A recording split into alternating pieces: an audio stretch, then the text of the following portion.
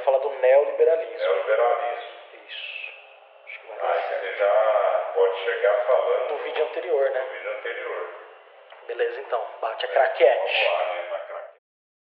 No vídeo anterior, nós falamos um pouco sobre o liberalismo e sobre como esse termo ele foi inventado, na verdade, no começo do século XIX, como alguns filósofos que são pensados como pais do liberalismo, como Adam Smith, não são efetivamente liberais e que isso é uma construção feita por alguns autores do século XX. Então, quem quiser ver o vídeo completo, só ir aí no canal e procurar por esse vídeo. Então, hoje eu quero falar com vocês, nesse vídeo agora, falar um pouco sobre o neoliberalismo, que é entendido usualmente, até mencionei desse modo no vídeo anterior, como uma doutrina que vai defender o Estado mínimo, como uma doutrina que vai defender a liberdade econômica ou a ideia de uma mão invisível que é capaz de regular o mercado, ou seja, a ideia de que o mercado pode se autorregular. No entanto, é um pouco mais complexo que isso, essa ideia de neoliberalismo. Em primeiro lugar, nós precisamos pensar que a origem do conceito neoliberalism, ou neoliberalismo, ou novo liberalismo, é algo que já surgiu no final do século XIX. Como muitos liberais estavam vendo a questão social crescendo muito na Europa, a pauperização da classe trabalhadora, surgiu a necessidade de criar um novo liberalismo. Isso acontece na Alemanha e acontece também nos Estados Unidos. Isso está lá no livro da Helena Rosenblatt, A História Perdida do Liberalismo, que eu citei no vídeo anterior também. Então esse termo novo liberalismo ou neoliberalismo ele já surge no final do século XIX para dizer exatamente o contrário de não intervenção na economia. Tanto é que o termo liberal nos Estados Unidos ele é oriundo dessa perspectiva de liberalismo. Então esses liberais dos Estados Unidos hoje, no final do século XIX, começo do século XX, eles eram compreendidos como novos liberais. Só que ao longo do tempo novos foi saindo de cena e eles ficaram conhecidos somente como liberais. Por isso que existe essa diferença tão grande entre o que nós aqui no Brasil compreendemos como liberais e o que eles nos Estados Unidos compreendem como liberais. Lá, o liberalismo tem uma tonalidade muito mais progressista do que tem aqui, o que explica exatamente essa divergência da compreensão do conceito que nós temos. Então a primeira vez que surge essa ideia de um novo liberalismo era em relação a esses americanos no finalzinho do século XIX. Já na Europa, no começo do século XX, também há alguns autores na Áustria e também na Suíça que estão pensando uma necessidade também de um novo liberalismo. É um autor chamado Quinn Slobodian, que vai escrever um livro que chama Globalists, ou Globalistas. Infelizmente esse livro não tem tradução para o português, mas para mim até agora é a melhor leitura que eu fiz sobre esse tema, então vou trazer alguns aspectos dessa leitura aí para vocês.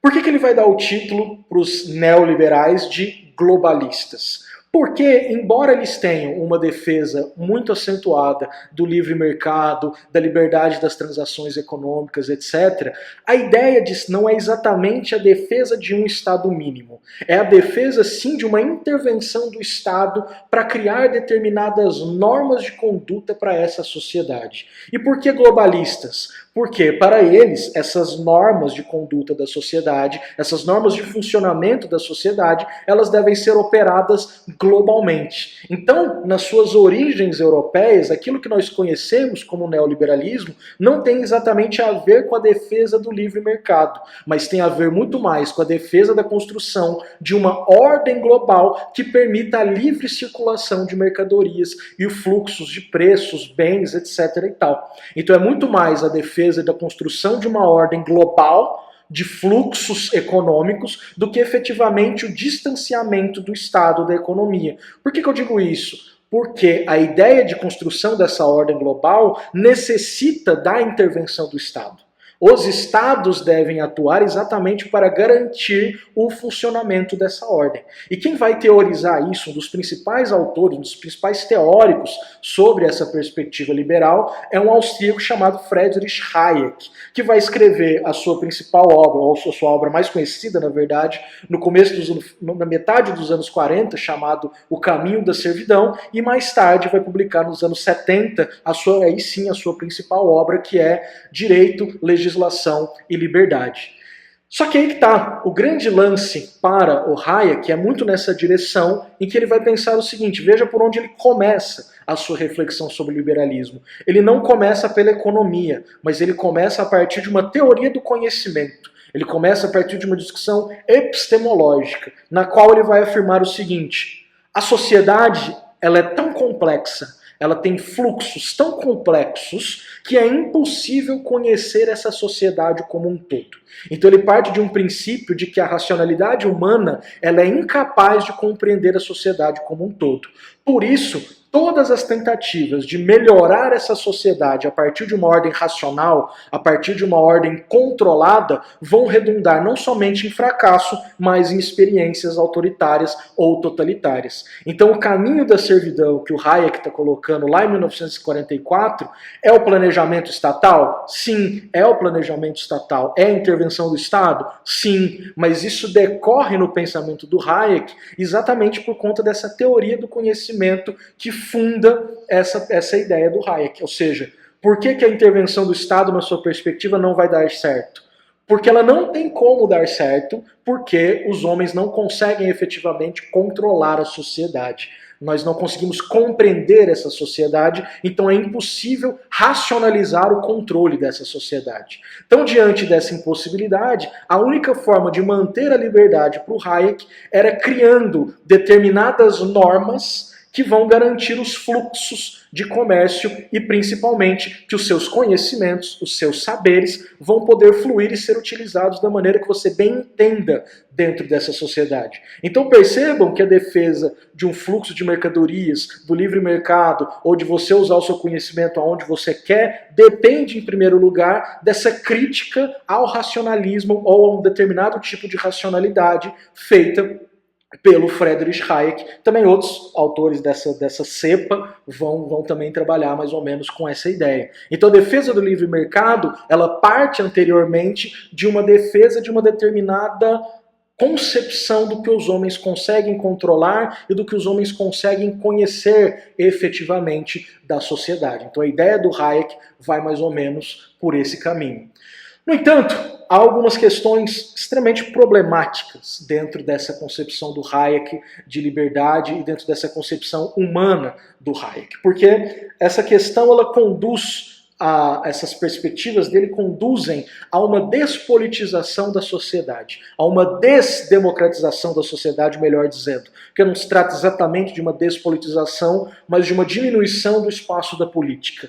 Por que eu digo isso? Como essa ordem ela já está garantida, o Estado já garantiu essa ordem das coisas, na qual os fluxos de mercadorias podem correr livremente, o papel da política ela se encerra aí. Então, por isso também há, ao mesmo tempo, uma desdemocratização. Porque se há também um movimento de diminuição da política, ou de uma política que se torna menos importante, ou que tem apenas como função garantir uma determinada ordem das coisas, a democracia ela deixa de fazer sentido dentro dessa sociedade. Por quê? E aí é uma crítica do Hayek à própria democracia. Porque a democracia é exatamente a pressão da cidadania, a pressão dos indivíduos para que melhorias aconteçam, para que justiça social aconteça, para que haja atuação do Estado para a resolução de determinados problemas. Então, para ele, o caminho da democracia, ou melhor dizendo ainda, o caminho da democratização da sociedade é também o caminho da servidão.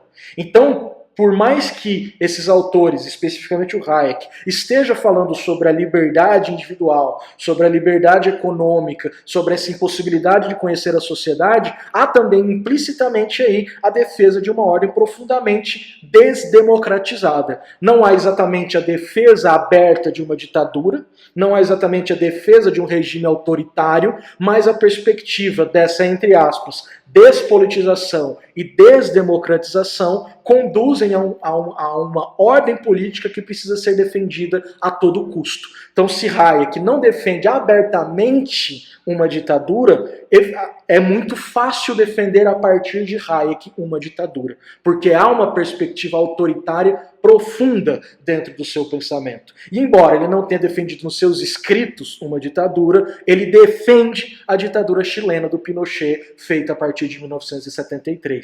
Então, se nos seus principais escritos não existe a defesa aberta de uma ordem autoritária, pelo menos nesses escritos que eu falei para vocês, no Caminho da Servidão, em Direito, Legislação e Liberdade, ele vai apoiar a ditadura chilena, e isso é coerente com o seu pensamento. Porque a ditadura chilena foi exatamente essa perspectiva, de criar uma ordem autoritária, mas com uma economia que estava se liberalizando, permitindo esses fluxos da iniciativa privada. Então, garante-se a ordem e a economia ela pode fluir com tranquilidade. Então, esse conceito, né, de neoliberalismo, essa ideia neoliberal, surge lá no começo do século XX ainda, porque o Hayek começa a escrever mais ou menos ali a partir dos anos 1930. Então, é a defesa dessa ordem global, autoritária em determinados sentidos, que permitirá livres fluxos de produtos, livres fluxos de mercadoria por todos os lugares e o livre fluxo do seu conhecimento, onde você vai poder aplicar aquilo que você sabe naquilo que você quer. Então, a função do Estado é simplesmente colocar, entre todas as aspas aqui, numa concepção metafórica, é colocar sinais nas ruas. E a partir desses sinais você vai escolhendo o seu caminho dentro do fluxo do trânsito. Você constrói aquilo que você quer a partir disso. Mas nós temos, evidentemente, todos esses problemas dessa ideia liberal defendida pelo Hayek. Agora, a partir dos anos 70, existem outras correntes ainda que vão estar numa perspectiva um pouco diferente da do Hayek. Se nós formos tomar outros autores, como por exemplo Milton Friedman, já é um pensamento um pouco diferente do Hayek. Então por que eu estou me referindo a neoliberalismo como um conceito muito mais da primeira metade do século XX do que como um conceito do final do século XX ou século XXI? Porque surgem muitas outras correntes filosóficas, políticas e econômicas a partir de então. E geralmente todas elas são lidas a partir de uma mesma categoria. Então há um problema para mim na utilização do conceito de neoliberalismo, porque em muitas ocasiões não se explicita aquilo que se quer dizer com o termo, e também em outras ocasiões esse termo se torna um guarda-chuva muito grande para colocar vários tipos de pensamentos políticos e econômicos dentro de uma mesma categoria. Então uma categoria que muitas vezes é inflada e acaba perdendo um pouco o seu sentido. Então, para o século XXI, talvez, nós precisamos de outras categorias para pensar esses autores. Talvez chamá-los pelos seus próprios nomes, como, por exemplo, pensamento gerencialista, monetarismo, anarcocapitalismo, enfim, outras escolas que estão pensando outras coisas. Embora, claro, haja conexões entre elas, elas não estão pensando exatamente a mesma coisa, apesar das suas convergências. Então, quando nós vamos usar o termo neoliberalismo, ordem neoliberal, nós precisamos ter todos esses cuidados. Então, não é que nós não podemos usar esse conceito, mas é preciso ter clareza, nitidez em relação ao que nós queremos dizer com esse conceito e a crítica que nós estamos fazendo. Porque eu sempre digo isso, não estou aqui diminuindo os problemas. Na verdade, ao contrário, eu estou querendo deixar evidente esse pensamento para que nós consigamos apontar melhor ainda quais são os seus problemas e encontrar melhores formas de gerir a sociedade que esse liberalismo com fortes tendências autoritárias. E é isso, curta, compartilhe, comente aqui embaixo e ficamos aí para o próximo vídeo. Valeu!